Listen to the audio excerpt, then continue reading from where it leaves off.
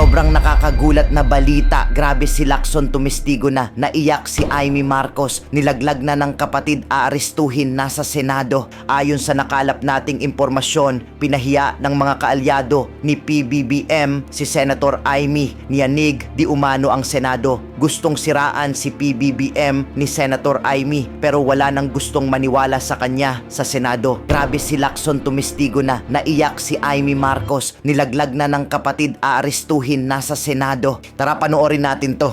Magsabunutan daw kami. Yan ang reaction ni Senator Amy Marcos sa issue ng di umano ay pork barrel sa 2026 GAA, allocables and her baseless insults and untruthful criticisms against the Senate Blue Ribbon Committee, which I chair. Either Senator Amy thought na piluka yung buhok ko or she was insinuating na bakla ako. Kaya siya nagamo ng sabunutan. On both counts, I say nothing can be farthest from the truth. No? Una, hindi po piluka ang aking buhok. Idugtong ko na rin na walang peke sa mukha ko. Hindi rin pustiso ang ngipin ko. My teeth are all mine. Ulitin ko, walang peke sa anumang bahagi ng aking mukha. Pangalawa, lalong hindi ako bakla. At kung iniisip ni Senator Amy na bakla ako, wala siyang maaaring makita na macho dito sa mundo. Pangalawa, or anyway, please don't get me wrong, I have nothing against homosexuals. It is their choice and I respect them for that. But as far as I'm concerned, kahit hindi ako kagwapuhan, para sa akin, masarap pa rin na maging tunay na lalaki. At tulad ni Tito Soto at Gringo Hunasan, macho din po ako. Lalaking lalaki. Period. End of discussion. This is what I'm advising Senator Amy Marcos. Noise does not convict. Only evidence does. Kaya kung meron siyang mayambag na ebidensya para madiin ang kanyang pinsan, sumali siya sa pagdinig. Walang pipigil sa kanya at walang magbabawal sa sasabihin niya o gagawin niya. With all that said, I'm ready to answer your questions. Sir, balikan ko lang yung kay Senator Amy Marcos. How do you find yung ganong klase ng statement o reaction sa inyo naging pahayag bilang isang lawmaker? Well, nakakagulo, hindi nakakatulong. Kasi unang-una, wala talagang pagpipigil o pagbabawal na ginagawa. Particularly ang chairman o sinong miyembro ng komite na nag-aatin ng hearing. Sino kami para magbawal sa kasamahan namin?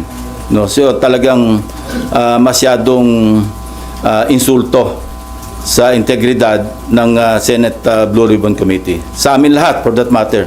Even to herself, kasi member siya ng Blue Ribbon eh. Hindi nga siya nag-a-attend, so paano niya masasabi na pinagbabawalan siya o sila? So, anong intention niya? Sirain yung credibility ng investigation ng Senate Blue Ribbon Committee? Hindi ko alam kasi even earlier, di ba marami siyang sinasabi sa inyo na may babaliktad. Hindi ko alam kung bakit ginugulo niya. No? I think you better ask herself or her regarding that issue. Pero napakababang level po ba yung mga statement o yung mga term na ginamit niya bilang sagot sa inyo? Ayoko na mag-comment. Una-una, non-answer naman yung kanyang sagot eh. Hindi naman niya kinonfront yung issue. Sa halip, nililihis niya at anong mga issue pa ang kanyang sinasabi sa pagtugon doon sa naging usapan o usapin. And then dun kay House Speaker Martin Romualdez, sino po yung may-ari ng biniling property na naging front ho ay ang Diskaya? I'm trying to arrange a meeting with her, and kapag may liwanag na, kasi narinig ko rin na parang willing siya mag-testify. Yung may-ari, sir? Yung may-ari, yung dating may-ari. Para talagang, at least, pwede nating paghanapan o magsimula ng investigasyon tukol sa direct connection o direct link between the Diskayas and the former speaker. Pero mag-attend na ho this coming Monday yung may-ari ng property? Sinasabi ko, nag-arrange ako ng meeting sa kanya at kung sasang-ayon siya na mag-attend, papadala namin siya ng invitation. Sino po yung source ng information na... Marami. Marami nagsasabi niyan. So ito na po yung pwedeng maging direct link at baka yung hindi para may pagsimulan yung kung sino man yung gusto mag-imbestiga. Against former Speaker Romualdez. Not necessarily against, but to shed light. Bakit ganun ang connection? Para pagkatiwalaan mo yung isang contractor na nasa sangkot sa, sinabi ko na ito, 207.5 billion pesos na kontrata mula 2016 hanggang 2025. Napakalaki. So, Sir- kung merong koneksyon, dapat na maliwanagan natin kung bakit ganong kalakas ang tiwala para ipagkatiwala mo yung pagbili ng isang house and lot sa isang subdivision, sikat na subdivision sa Makati City. Ngayon, kung meron si Senator Amy na ebidensya mapapakita, most welcome siya mag-attend. Huwag niyang kaming siraan na pinagbabawalan na implicate si former Speaker Romualdez. Kaya sa Lunes, kung meron siya pinanghawakan, pumunta siya, kung gusto niya, bibigyan ko siya ng isang oras para ilahad-lahat yung kanyang ebidensya kung meron. So, sir, may nag-volunteer sa inyo para ibigay yung info tungkol doon sa biniling property ng... Yeah, may actually nag-volunteer. meron. Kaya nga pinaparents ko na kung pwedeng makausap yung dating may-ari para siya na mismo yung magsabi ng Detalye. ng mga detalye. Ang meeting nyo before January 19. Pinipilit kong before Monday. Para kung sakali pwede siya mag-appear Yeah. online. Correct. 19. Okay, Mayan, and then Camille. Sir, move on na ako from flood control. Senator Bato, by any chance, baka po nakausap nyo? Kasi sabi ni Sec John Vic, around the periphery of Davao City lang daw, he's just going around on a motorcycle. Ang problema kasi kay Senator Bato, wala naman tayong official na warrant of arrest coming from the ICC. Kaya, okay, unang-una, it doesn't make sense to me na nagtatago siya. Hindi naman siya wanted eh. I don't know, nasaan yung warrant? Ando lang, sinabi niya sa atin na mayroong warrant, pero wala tayong nakikita. Unless, si Senator Bato mismo, nakita niya yung warrant of arrest niya. Kaya siya nagtatago. But as far as you, me, or I are concerned, wala tayong alam na mayroong warrant of arrest eh. So, mali yung diskarte na hindi na siya nagpapasok sa Senado, na wala naman talagang tangible na warrant. Kung ako siya, papasok na muna ako. Bakit, sir? Bakit, sir? Wala naman ako warrant eh. Ngayon, kung talagang, unless positive siya talaga na meron siyang warrant, diskarte niya na yun. Diskarte naman ng law enforcement, hanapin siya. Kasi okay, I have no moral ascendancy na sabihin sa kanya mag-turn over siya yung sarili niya. Kasi ako mismo nagtago. Yun ang tinatawag na moral ascendancy. Kasi kung ako noon, hindi ako nagtago at nag-surrender ako, sasabihin ko sa kanya, mag-surrender ka. I cannot tell him that. Yan ang nga sinasabi ko kay Senator Amy eh. Magkaroon ka ng moral ascendancy bago ka mamuna. Bago ka mag-advise. Sir, wala nang communication, hindi na po kayo nag-try since yung last year na. Hindi ko siya ginit ng Happy New Year eh. At saka Merry Christmas. Nakalimutan ko eh. Pero, Gigiritin ko siya ng belated. Pag sumagot, sabihin ko sa inyo. Thank you, sir. pero mukhang aware po yung DILG dun sa whereabouts niya dahil according to DILG Secretary, nasa Davao lang, di ba? Nagmumotorsiklo with friends. So, ibig sabihin, You know, if I monitor- were with law enforcement, hindi ako magte-telegraph ng mga information. Kung may intention ako na i-pursue, na hulihin. Unless nagdi-disinformation yung authorities. Alam nila kung nasaan, sinasabi nila kunwari nasa Davao para maging kampante. Ginagawa ko rin yun ng araw. So, ang advice nyo, pumasok na muna dahil wala pa naman palang arrest warrant. Kung walang malinaw na may darating na arrest warrant, pumasok na muna siya. Sayang din yung boto niya sa mga bills, sa mga resolutions. Okay, before Marlon, ihabol ko lang. According to the lawyer of Alcantara, he is not recanting his prior statement. False and misleading daw po yung nag-circulate online na magre-recant yung BGC boys. So sir, ano yung possible din talaga na may mga puwersa o influential people na kumakausap sa kanila? Yun ang To gusto convince natin them. malaman. Sa kabila ng pagtanggi ng abogado ng kampo ni Alcantara, no? Gusto pa rin natin malaman ano yung may mga attempt ba na nangyari para sila'y mag-recant. At kung meron, sino? At kung sino, bakit? Kaya ganun pa rin, gusto pa rin natin maliwanagan yung istorya behind the reports na nag-recant na o nagpaplano mag-recant. Sina Alcantara, si Bryce Hernandez. Kaya ipapatawag uli natin sila, yung BGC Boys, para marinig mismo sa kanila, para ma-record ng Blue Ribbon Committee ano yung naging dahilan kung bakit lumabas yung ganito mga reports. Pero may info ho ba kayo na may nag-a-attempt talagang kausapin sila to convince them to recant? Well, that's normal for the camp of those being implicated na makipag-usap kasi yun ang mga iniisip nilang pwedeng magpabagsak sa ebidensya laban doon sa mga na-implicate. Normal lang yun. Gusto natin maliwanagan, although sinabi ko na rin na hindi stand-alone yung kanilang testimonies kasi pwede itong maibangga doon sa mga other corroborative documentary evidence pati ibang testimonya ng ibang testigo. So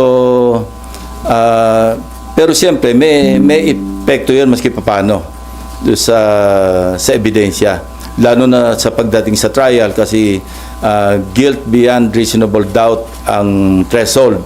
No?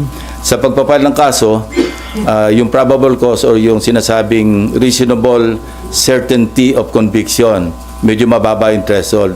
Pero pagdating sa husgado, napakabigat nun. Guilt beyond reasonable doubt ang kinakailangan. So, lahat ng ebidensyang kailangan maisalang sa korte, kailangan nandoon. So, still, kailangan pa rin na naandyan yung matibay na testimonya ng mga sina Alcantara, Bryce Hernandez, JP Mendoza, para talagang masolidify yung kaso sa korte. At sila nandito pa rin, sir, sa Senate custody. Nandiyan pa rin sila, So, kung meron man nakikipag-usap, possible ba yun kung nakadetain sila? Hindi naman kailangan direktang kausapin sila. Pwedeng sa Lawyer to lawyer. Okay, Marlon, and then Amean. And then Amor. Sir, yung former secretary mo noon, yung information, sir, niya na intentionally mali yung sinabit or Yes, very reliable.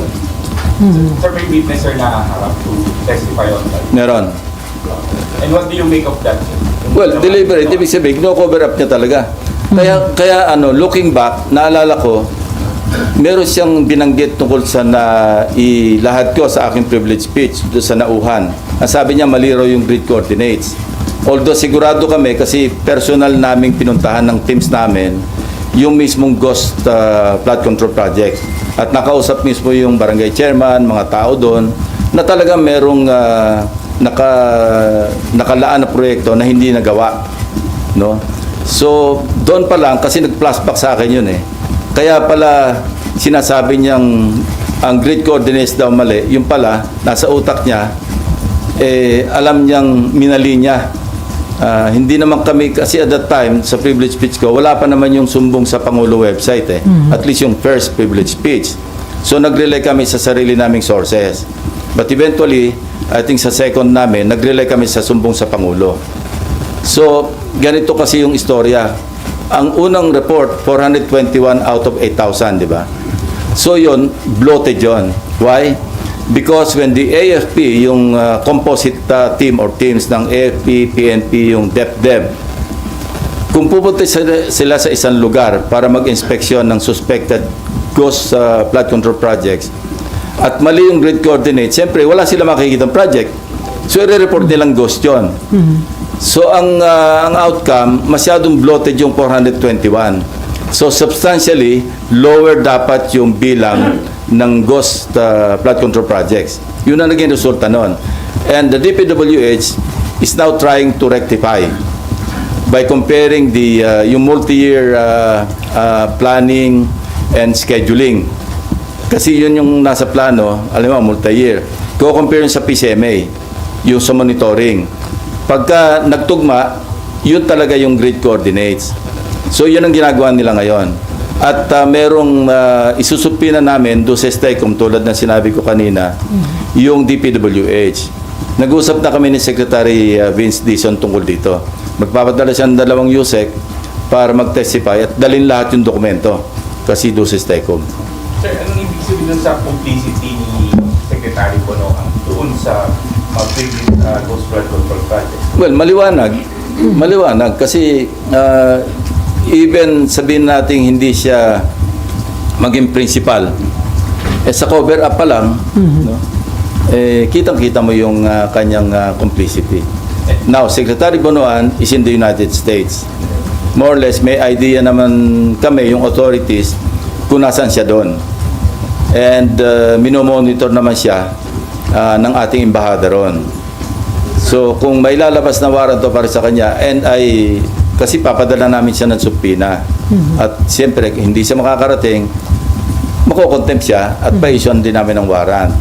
Even in the absence of a judicial warrant, we can request the proper authorities para maibalik siya sa Pilipinas. Sir, may criminal liability ka, tingin nyo yung sa pag-cover up niya? Hindi lamang doon kasi sabit na nga siya, di ba? In-implicate na siya ni Bernardo na tumatanggap siya, binadalan siya ng 1 billion pesos doon sa sinasabing listahan na hinandle ni Bernardo. So, kumbaga minor lang itong pag-cover up niya sa complicity o sa criminal case o cases na haharapin niya. So sir, sa halip na makipag-cooperate, nag-submit pa siya deliberately ng incorrect. Well, that's part of misleading Malacanang. Kasi yung sinabit niya sa PMS, yun niya, incorrect.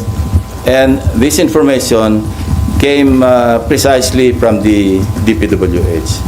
Kasi na-check nga nila na mali-mali. Kung isa o dalawa lang yung mali, pwedeng inadvertently na-omit, o kaya nagkamali. Pero katakot-takot daw talaga, ang kita nila na deliberate yung pagsasubmit ng mali-maling grid coordinates. So, sir, lalo isipin lang- mo, sumbong sa Pangulo, niloko niya pa. So lalo lang inilubog ni Secretary Bonoan yung sarili niya dito sa Akala niya makakalibre siya, pero yung records, hahabulin ka ng paper trail eh. Like for example, halimbawa si Speaker Romualdez, sa ngayon, as we speak, sasabihin ko pa rin, wala naman talagang directamenting nag-implicate sa kanya except Gutesa. Matibay sana kung si Gutesa na andyan, nagpunta sa DOJ, sa Ombudsman, at nag-affirm ng kanyang affidavit. Pero dahil wala siya, Okay, Mayan.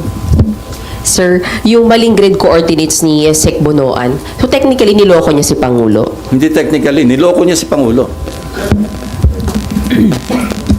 Sir, layman's term, nag-submit siya ng grid coordinates. Sa PMS, oh. Opo. Ibig bang sabihin, sir, kung yun yung sinunod, merong project na makikita doon?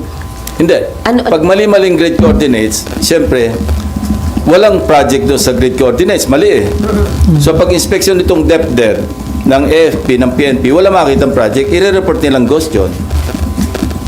Kasi nakalista as a flood control project sa isang maling grid coordinates. Pag pinunta mo yung grid coordinates, wala ka makitang proyekto. So naturalmente, i-report nila, ghost ito, walang proyekto eh. Lalong napahamak Bloated. lalong napahamak yung DPWH, sir, kasi mali yung grid coordinates. Hindi, pero nire-rectify na nila ngayon eh. Nagsasagawa sila ng panibagong inspeksyon doon sa mga tamang grid coordinates. Ang nag-implication lang is yung 421. Kaya nung nag-extrapolate ako, di ba? Kasi kung 30,000 lahat, sa 8,000 pa lamang mayroon ng 421, that's something like 2.5% na ghost. So pagkalaki-laki sa yung sinabi ko na possible na ghost control, flood control projects. So bloated yun, substantially bababa yun. But it doesn't mean na walang ghost flood control projects. Kasi kami mismo, may mga nakita kami eh. Sir, sabi nyo, ihasabpina na po siya this coming for the, okay, so hindi siya makakarating kasi nasa US siya, i-contempt nyo, iwawarrant, what happens next? May huhuli ba sa may kanya? warrant siya, may legislative warrant siya na pwede siyang hulihin. So we will make arrangements with the US Embassy, the Ambassador Dave Romualdez, na kung pwede makipagtulungan, makipag-coordinate sa US authorities para maibalik siya rito. Technically, maaaresto siya sa US para maharap siya dito. May harap siya dito. Unang-una, siyempre, mag-expire yung visa niya, yung stay niya. He cannot stay there forever. Kasi normally, di ba, binibigay na yung longest na stay sa Amerika is 6 months. No? Kaya kung lalampas siya doon, magiging ano na siya, parang unauthorized na yung stay niya. So, hindi extradition, deportation ang mangyayari. Okay, before Amor, sir, nabanggit niyo doon sa Cabral files, may 5 cabinet members, di ba? Invited po ba sila sa next hearing? Hindi pa kasi alam niyo may nakiusap si Senate President Soto. Huwag masyadong marami kasi nakatunganga lang yung iba eh. Hindi naman natatanong. Let's just focus on the more significant parang issues to be tackled. Anyway, mahaba pa naman. Pwede pang tumawag na susunod na pagdinig kung ipapatawag natin yung mga dapat ipatawag. May report po na sinabi daw ni Congressman Leandro Leviste na inalok si Cabral na maging state witness kapalit ng pag-implicate kay dating Budget Secretary Amena Pangandaman. Doon po ba, sir, sa naging initial meeting ng office nyo sa abogado ni Cabral? Walang may ganon. mention na ganon? Ang na-mention lang is willing siyang mag-testify, willing siyang mag-cooperate. Kaya lang, noong mga initial information na binibigay, hindi kami nag-agree dahil sa tingin ko kulang-kulang. Kasi ang sinasabi lang doon, kinonfront namin siya tungkol sa sinasabi ni Bernardo na nadala sa kanya ng pera sa bahay niya, hindi ba? Ang sinasabi niya, katulad din noong unang meeting namin kay Bernardo, na sabi niya, Senator, hindi naman ako nagmamalinis. Siyempre, pagka birthday ko, pagka Christmas, niriregaluhan ako ng mga district engineers, regional directors, mga 100 million, mga ganon. So, doon pa lang, red flag na sa amin yon. Sino magbibigay ng birthday gift na 100 million? Maski ikaw ay undersecretary. So, nagsenyasan kami ng aking dalawang legislative staff na wag na naming gambalain kasi nga, nag-open up na. Ganon din yung kay Undersecretary Cabral. Through the lawyer, hindi ko naman nakaharap si Undersecretary. Ang preliminary namin noon yung lawyer. In fact, magmi-meeting ulit kami ng lawyer, I think tomorrow. Ni Cabral? Lawyer ni Cabral. Para anyway, kasi meron siyang binahagi sa aming dokumento rin. Ito na nga yung December 27, 2024 SARO na nanggaling sa unprogrammed appropriations. 50 billion pesos na 30 billion doon ay flood control projects. At doon sa 30 billion pesos worth of flood control projects, katakot-takot ang ghost. So, galing kay Undersecretary Cabral, kasama yun sa isusupina namin doon sa STECOM, sa DPWH. Lalo na sa files pa rin nila yon para ma-authenticate, para maging official yung pinanggaling. Kasi unofficially, tinan over sa akin ng lawyer ni Undersecretary Cabral yon. So, kailangan galing mismo doon sa original source, which is the DPWH. At sabi nila, dadali nila. So, sir, si Amena Pangandaman, hindi kasama doon sa 5 cabinet members? Saka na natin pag-usapan yung issue na yon. Unahin muna natin sinasabi ko na gusto sige. naming matakel muna. Okay. Amor, and then si Nympha, and then si Victoria. Opo. So, Sen, yung Cabral files, can we expect na matatakal na siya in detail by Monday? Yeah, I think so. Kasi imbitahin din namin si Congressman Leviste. Kung mag-a-attend siya, di mag-compare notes na lang sila ng DPWH. Anyway, naandyan yung DPWH, naandyan siya, andyan sa Blue Ribbon. So, pwede niyang i-compara yung kanyang files with those of the DPWH. So far, sir, may commitment yung DPWH na talagang magre-respond sila positively to the Yes. subpoena. Nag-usap na kami. Ni Secretary Vings. At saka pinag-usapan na namin kung ano yung mga dokumento na mapapaloob do sa aming subpoena do sa STECOM. Opo, and balikan ko po si former Secretary Bonoan. December 17, I think, sir, dapat yung pagbalik niya sa bansa, Correct. yun yung commitment niya. Sir, do you have information? Ano po bang plano? Bakit siya nagstay doon? Nagtatago na po ba? Or may balak na hindi bumalik ng bansa? Yun ang indication. Kasi ang pangako niya, siguro ang paalam niya, or I believe, I'm not sure, no, na yung visa niya hanggang December 17 lang eh. I'm not sure. Kaya ang sinabi niya, babalik siya ng December 17. January na ngayon. So, sir, anong implications for you nung hindi niya pagbalik on time? Hindi ko alam kung ano yung kanyang iniisip. Pero mahirap. Ako lang yung nagtago na hindi nahuli. Mahirap magtago. And balikan ko rin po si former Speaker Romualdez. Sir, kung mapapatunayan na yung connection niya with the Discayas, I think ang nabanggit po ninyo ay ginamit as front yung Discayas sa pagbili ng property. Ano po yung implications naman dun sa kaso ni Romualdez? At the very least, yung direct connection or link niya with the Discayas. Kasi hindi lang ganun. Hindi naman siguro nag-ahente si Discaya. No? Kung siya yung front, siya yung lumalabas na bumili, ganun na lang kalaki ang tiwala, kung totoo ni former speaker kay Discaya. So, hindi ganun kababaw yung kanilang yung kanilang samahan. So, ibig sabihin, sir, kung may ganun silang connection, mas malalim pa yung ibang possible transactions nila. Correct. That is the implication. I'm not saying na cast in stone na talagang involved na talaga si former speaker. At least, we have something to start with, di ba?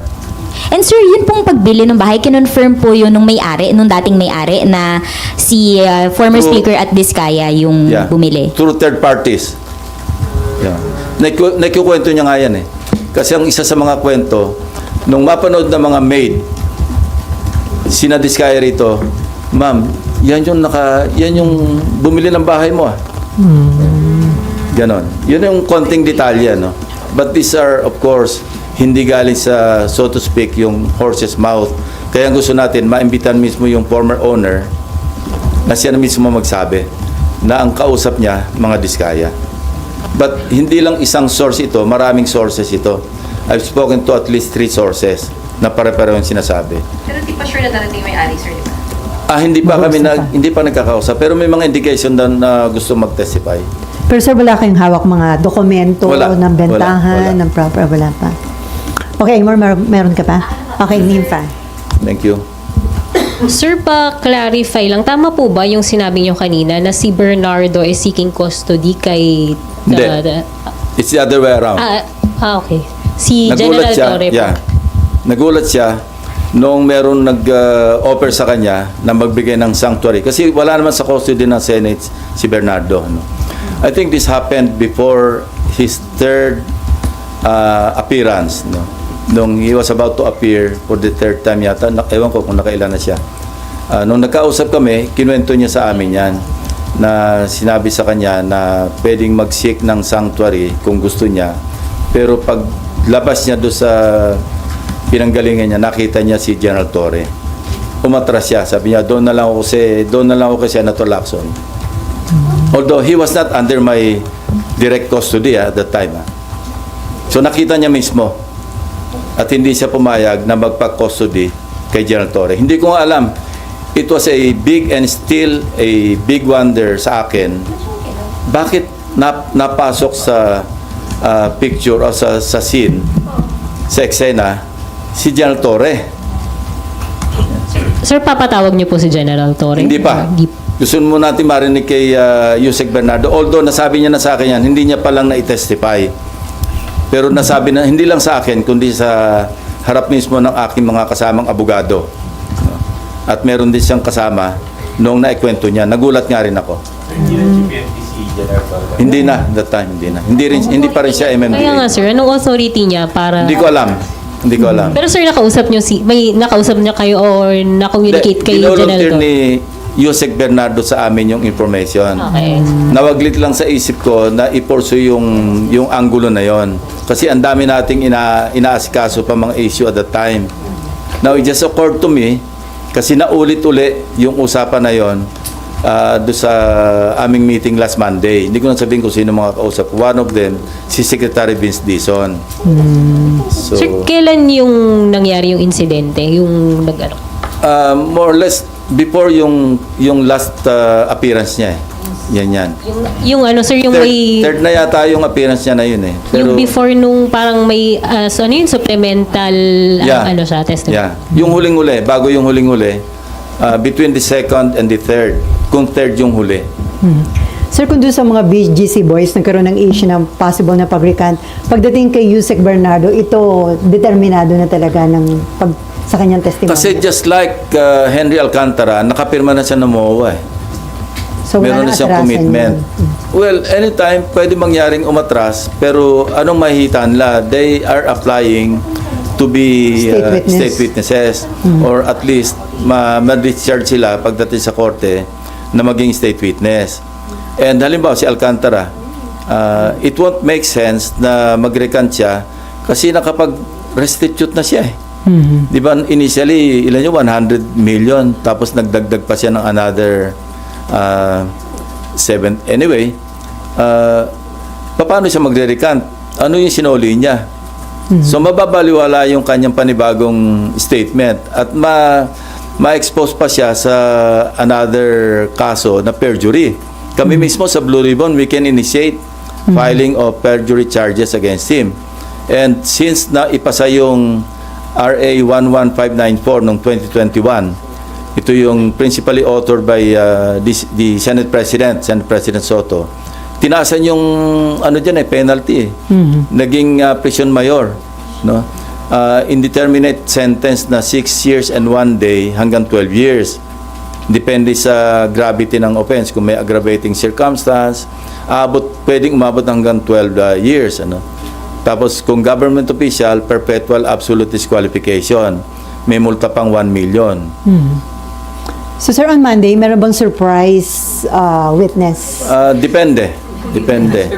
Pag ako nakita nyo, hilig nyo maghanap ng surprise witness. Pero may mga bagong witness.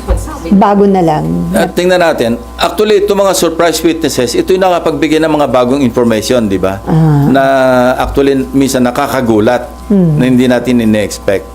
So, let's see kung meron. Kasi between now and Monday, we have a few days more, di ba? Okay, Daniel. Si Victoria... Victoria muna pala. Sorry, and then Daniel. Sorry, Victoria. Nalimutan. Sir, sorry, babalikan ko lang yung tanong ni Mayan. Yung sabi niyo po na nagbigay ng maling coordinates si Secretary Bonoan, tapos ang lumabas mga parang ghost projects. Pero yun nga, hindi ba makakasama lang din lalo sa DPWH yun? Kasi nadagdagan yung ghost projects. So ano yung gusto niyong i-cover up?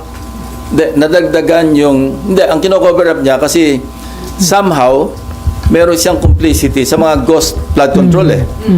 So nililigaw niya para ma-weekend yung teorya na may mga or masira yung credibilidad na yung mga ghost flood control projects talagang ghost.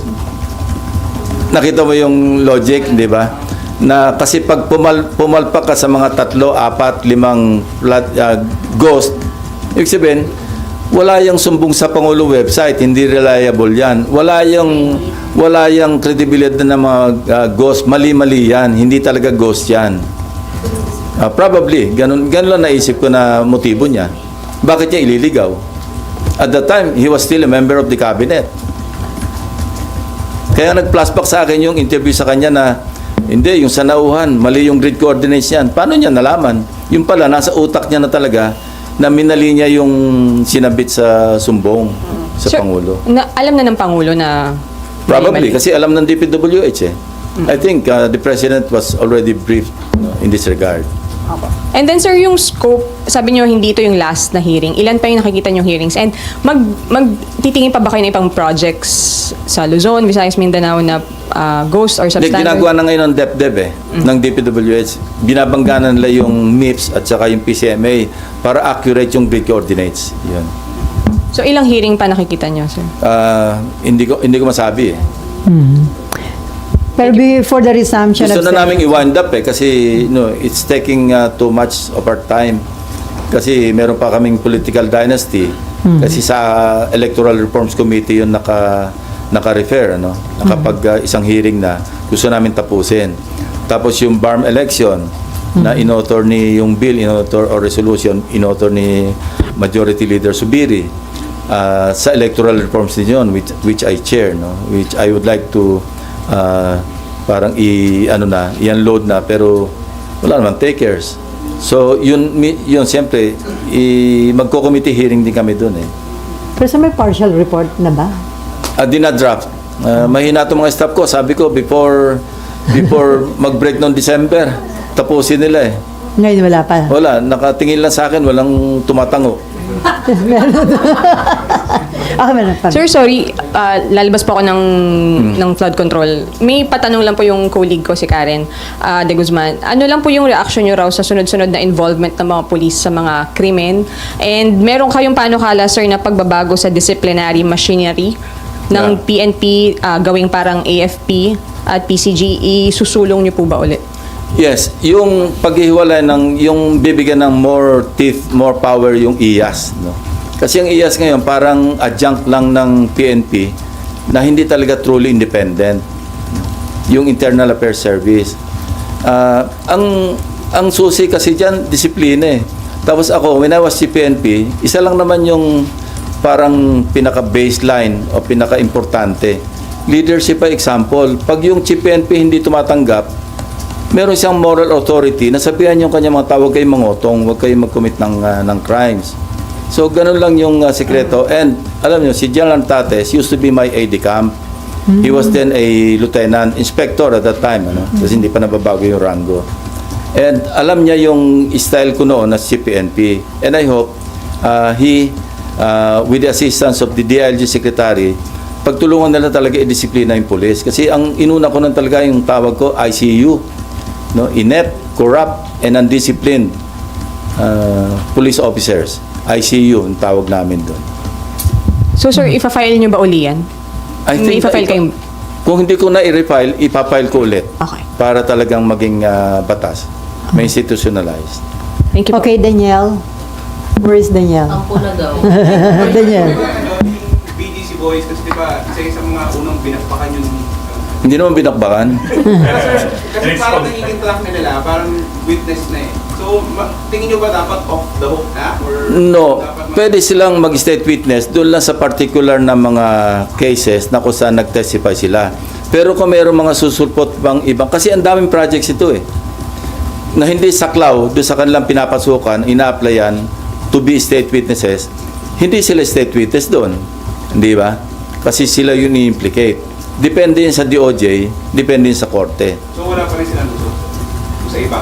At saka hindi naman guaranteed na pag nag-apply ka, siguradong tanggap ka. Pwede kang mag-suffer ng ibang consequence or consequences na ma-shorten lang yung jail term mo through plea bargaining. Nag-restitute ka, pagkatapos umamin ka, pwedeng sa halip na mahaba yung jail term, babaan, okay, bigyan ng probation, yung mga ganon.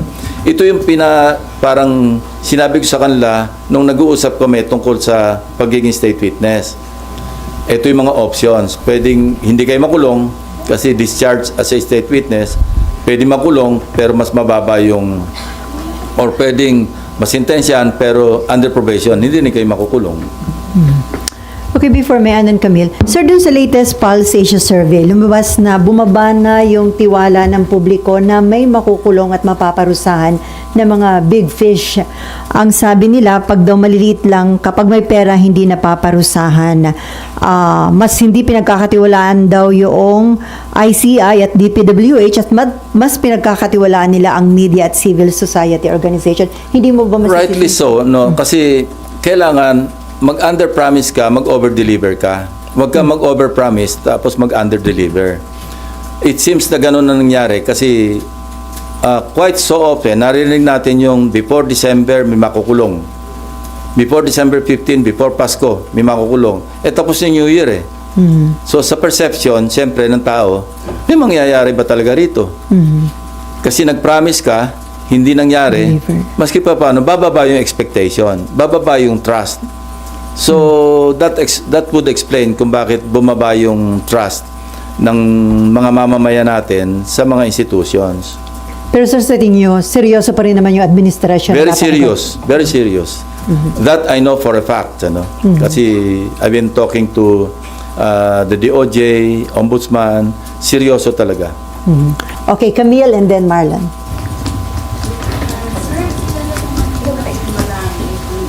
Nasaan na yun? Si Camille Balagtas. Walang, nasa ng microphone. Ayan. Sir Camille Balagtas po. Sir, alam naman po ng marami ever since ng panahon pa ni GMA, masyado kayong critical pagdating sa corruption. Personally, sir, kasi naging police din po tayo and yung inyong is corruption in the Philippines primarily a failure of laws, institution, or political will? And which one worry you most today? Lalo po, masyadong putok na putok yung corruption everywhere. Ang mas nakaka-worry yung naging kultura. Naging kultura na eh. Parang is no longer an exception. Parang nagsisimula kasi yan kapag wala napaparusahan. So, siyempre, nakikita ng mga sumusunod na, lulusot naman tayo eh. So, it's a combination of all the factors that you mentioned, actually. Sir, where should accountability begin? Malacanang ba? Congress? Leaders. Mga leaders dapat magsimula. Yung responsibility at the very least, yung accountability, doon lang ito sa mga nagko-commit ng krimen o kaya ng corruption. Dapat maging held accountable at talagang magkaroon ng logical conclusion. Otherwise, pamamarisan talaga eh. Alam nyo, with all the yung mga brickbats, mga criticisms na tatanggap ni Congressman Libiste, pasalamat na rin tayo na merong Congressman Libiste na at least naglalahad ng mga nalalaman niya na lumalabas talagang maski sinong tamaan, maski mga kasamahan niya. No, I'm not referring to Kiko Barsaga, ibang level naman 'yon. At least si Congressman Leandro Libiste,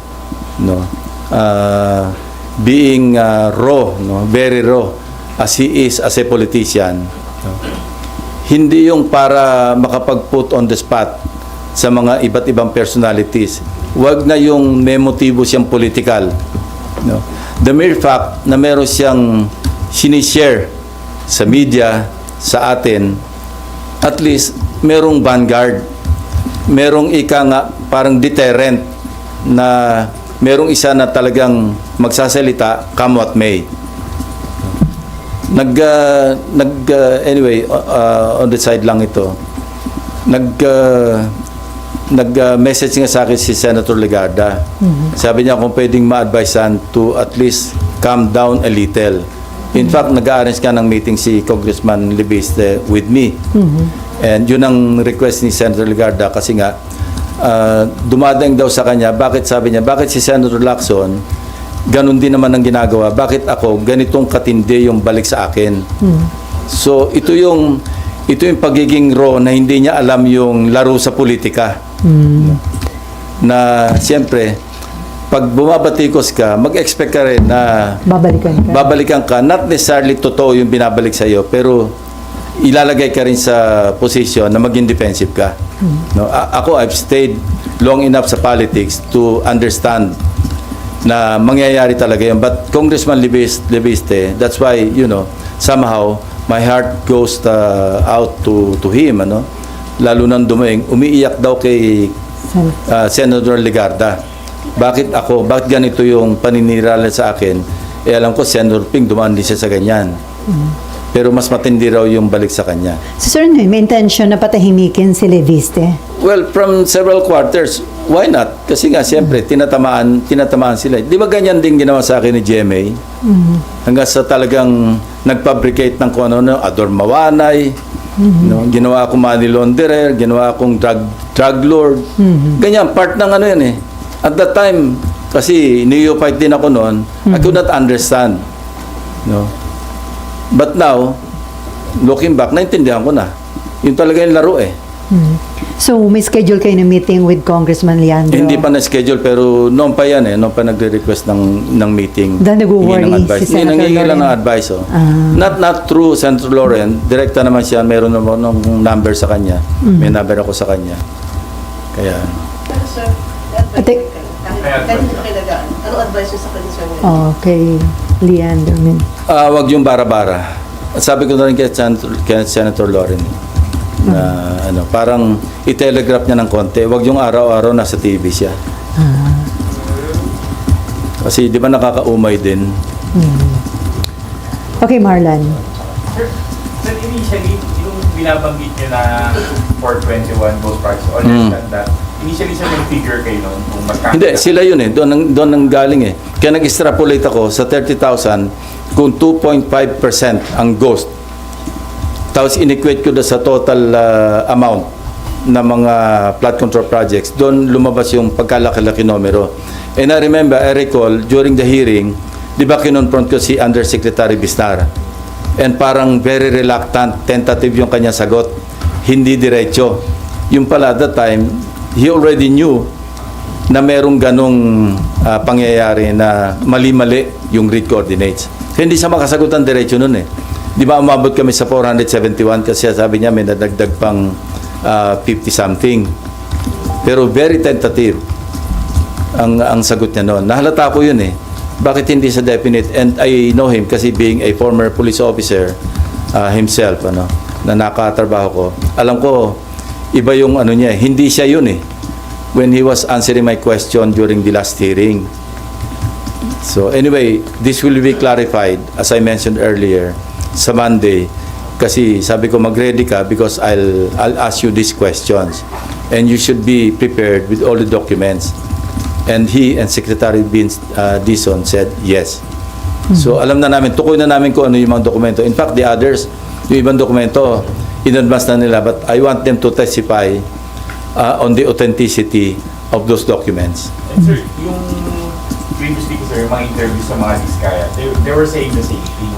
Meron kaming projects na mali yung grid coordinates nyo. Do you think coordinated pati yun, yung pag-cover up na yun? Hindi ko alam.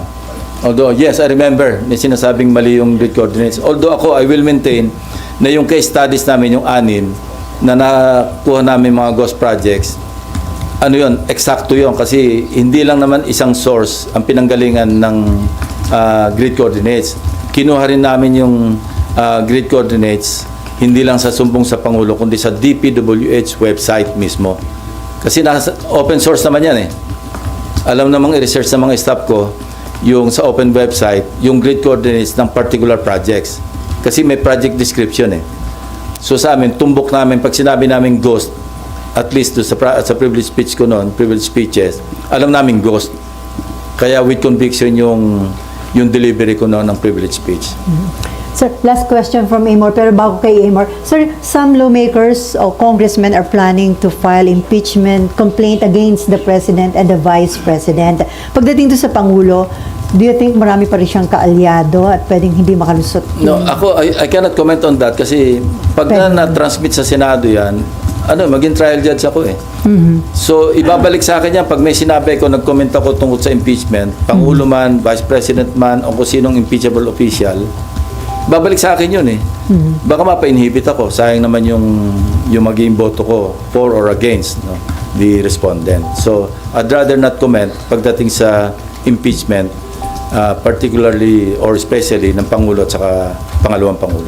Pero according to Senate President Soto, in case makarating dito sa Senate, sabi niya, a-actionan niya yun forthwith. Yun ang nasa Constitution eh. Oo.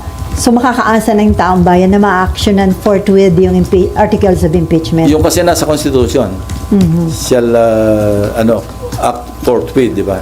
Kaya wala naman choice kundi sundin yung Constitution. Na hindi nasunod sa nakalipas po na leadership. Well, forthwith. Basta gagawin na lang namin. Tama si Senator Soto doon. Forthwith. And then, ano po yung implication sa stability at economy ng bansa kung dalawang highest leader of the land ang may impeachment case, sir? Kung merong basihan at matransmit dito, wala tayong magagawa eh. Painful as it is, pero dapat i-resolve natin, hanapan natin ng resolution either way. Pero maapektuhan nyo yung legislative work ninyo, sir, just in case. Definitely, kasi full-time yan eh. Okay, last question from Amar. Sir, clarify ko lang po, yung kay former Secretary Bonoan, papasabina na siya to attend on Monday or invitation muna? No, na-invite na siya last time eh. Kaya Susupina na siya ngayon. So dahil hindi siya sumipot ng mga nakarang hearing, papasabina na siya for Monday? Pag hindi siya dumating, papakontempt na namin siya, pa-issue namin siya ng warrant of arrest. Pero hindi pa nai-issue to sa ngayon, sir? Ngayon, pipirmahan ko mamaya. Kasi tinawag niyo agad ako eh. Pipirma sana ako eh. So ngayon dapat yung Tinawag ko ni Mayan pipirmahan. eh. Sir, saldi ko. Ha? Sabina na rin po saldi ko. Oo. Yes. Kasama siya. So ilan, sir, lahat yung i-issuehan ng subpoena? Ewan ko, may listahan eh. Nandun, sinulat na kanina eh. Ngayon, ikaw, bilang Pilipino, Ano ang masasabi mo at reaksyon sa balitang ito? Mag-iwan ka ng komento sa ibaba at atin pong babasahin isa-isa.